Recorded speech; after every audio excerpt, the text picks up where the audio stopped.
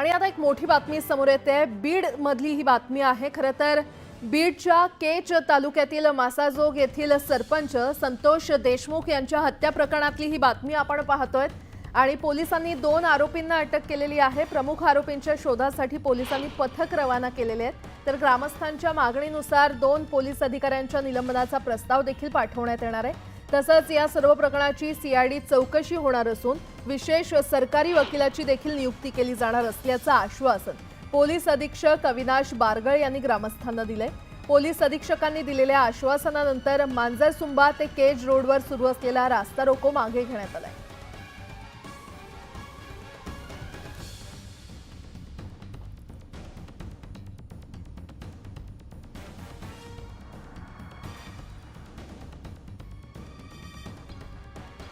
Police अधीक्षकांनी आश्वासन देताच हे आंदोलन मागे घेण्यात आलेलं आहे। बीडच्या केजमधील संतोष देशमुख हत्या प्रकरणाची आता सीआयडी चौकशी होणार। 2 आरोपींना अटक करण्यात आलेली आहे आणि उर्वरित आरोपींच्या अटकेसाठी पथकं रवाना झालेली आहेत। दरम्यान 2 पोलीस अधिकाऱ्यांच्या निलंबनाचा प्रस्ताव देखील देण्यात आलेला आहे।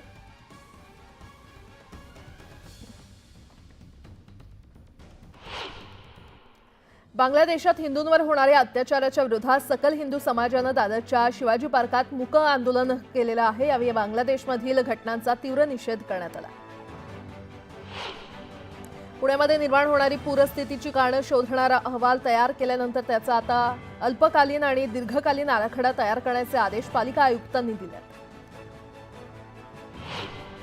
राज्यभरात नोव्हेंबरच्या पंधरवड्यात रेंगाळलेल्या गाळप हंगामानं डिसेंबरमध्ये वेग घेतलेला आहे। गाळपाबाबत पुणे विभाग आघाडीवर आहे, मात्र साखर उतारा तुलनेनं चांगला असल्यानं साखर निर्मितीमध्ये कोल्हापूर विभाग आघाडीवर आहे। गेल्या 2 दिवसांपासून महाराष्ट्रात तापमानाचा पारा घसरण्यास सुरुवात झालेली आहे। उत्तर महाराष्ट्रात पारा 10 अंशांच्या खाली घसरलाय। पुढील 5 दिवसांमध्ये तापमानात आणखी घट होणार असल्याची माहिती हवामान खात्यानं दिली आहे। विरोधकांकडून ईव्हीएम बाबत शंका उपस्थित केली जात असतानाच निवडणूक आयोगानं नवी आकडेवारी जाहीर केलेली आहे। आयोगाच्या या आकडेवारीनं विरोधकांना मोठा धक्का बसलाय। राज्याच्या मुख्य निवडणूक आयुक्तांनं विधानसभा निवडणुकीमध्ये कोणत्याही प्रकारच्या गडबडीची शक्यता फेटाळून लावली आहे।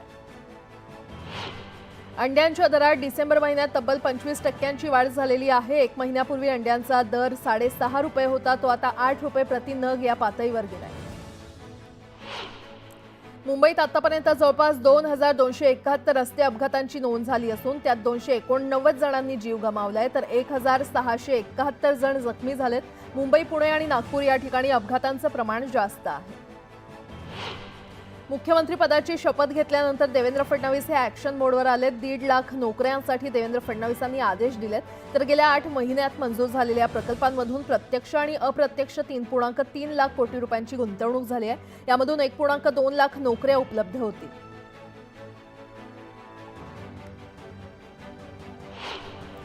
मेट्रो 3 मार्गावरील आरे ते बीकेसी दरम्यानचा पहिला टप्पा ऑक्टोबरपासून सेवेत दाखल झाल्यानंतर बीकेसी ते कफ परेडपर्यंतचा पुढचा टप्पा कधी सुरू होणार याची मुंबईकरांना प्रतीक्षा लागली आहे। बीकेसी ते वरळी असा टप्पा मार्चपासून मुंबईकरांसाठी सुरू करण्याचं नियोजन आहे।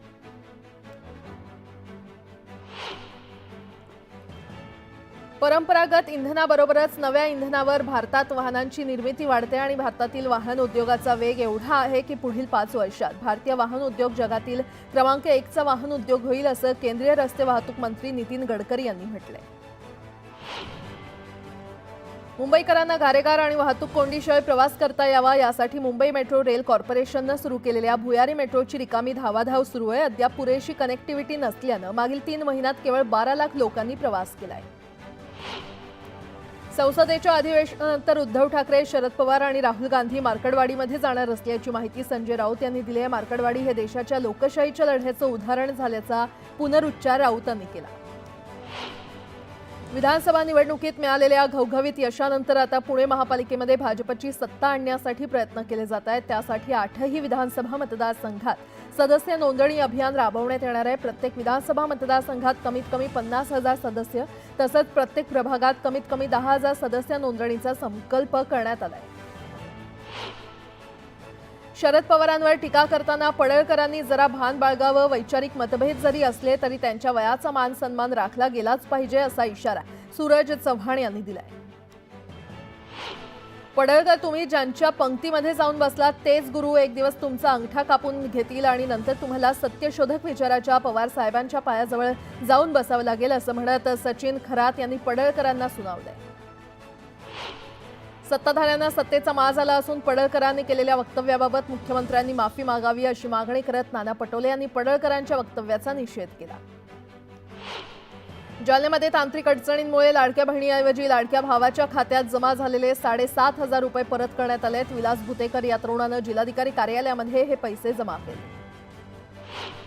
दिव्यातील अनधिकृत शाळेमध्ये झालेल्या निंदनीय प्रकाराबाबत चौकशी व्हावी आणि दिवा भागातील अनधिकृत शाळा बंद कराव्यात अशी मागणी मेस्टा संघटनेनं केलेली आहे. तसंच ठाणे महापालिकेनं इंग्रजी माध्यमांच्या शाळा सुरू कराव्यात जेणेकरून अनधिकृत शाळेमध्ये विद्यार्थ्यांना प्रवेश घेण्याची वेळ येणार नाही अशी ही मागणी संघटनेनं केली. अकोला शहरातील कपडा बाजार चौकात महापालिकेच्या शाळेच्या आवारातील भिंत कोसळली. सुदैवानं विद्यार्थी वर्गातच असल्यानं मोठा अनर्थ टळला. गेल्या अनेक दिवसांपासून भिंतीला तडे गेल्यानं त्याच्या दुरुस्तीची मागणी करण्यात आली होती. सातपुडा पर्वत रांगांमध्ये असलेल्या बुलढाणा जिल्ह्यातील आंबाब वरवा आणि अभयारण्यामध्ये येणाऱ्या पर्यटकांचा टक्का वाढला आणि टायगर सफारीला पर्यटक प्राधान्य देत असून बुलढाणा जिल्ह्यातील पर्यटन व्यवसायाला महत्त्व प्राप्त झालंय. आर्थिक गणित बिघडल्यानं बेस्ट उपक्रमानं स्वमालकीऐवजी भाडेतत्वावर बस गाड्या घेण्याचा सपाटा लावलाय. खासगीकरणामुळे कायमस्वरूपी कर्मचारी आणि प्रवासी मेटाकुटीला आलाय. भविष्यात बेस्ट आणि प्रवाशांसाठी भाडेतत्वावरील बस धोक्याची घंटा ठरण्याची चिन्ह आहे. मुंबई महानगरपालिका प्रशासनानं अस्वच्छता करणाऱ्यांविरोधात कारवाई करण्यासाठी क्लीनअप मार्शलची नेमणूक केलेली आहे. क्लीनअप मार्शलच्या सहाय्यानं तब्बल 3,41 लाखांचा दंड वसूल करण्यात पालिकेला यश आलंय. पुणे जिल्ह्यात जवळपास 50,556 महिला लाडकी बहीण योजनेच्या प्रतीक्षेत असून आतापर्यंत 51,254 महिलांचे अर्ज विविध कारणांसाठी फेटाळण्यात आले.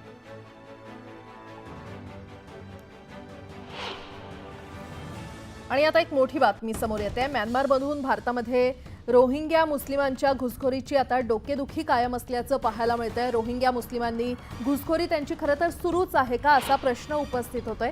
ईशान्य भारत आणि उत्तर भारतात घुसखोरी करणाऱ्या रोहिंग्यांनी आता थेट पुण्यामध्ये बस्तान बसवल्याचा धक्कादायक प्रकार उघडकीस आलाय.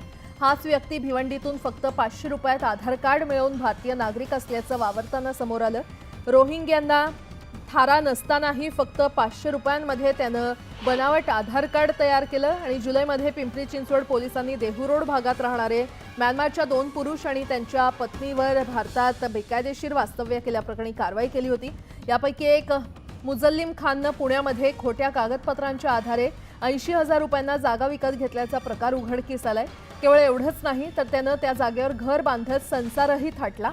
मुस्लिम खाननं चंद्रभागा कांबळेंकडून 600 चौरस फूट जागा खरेदी केल्याची माहिती आहे.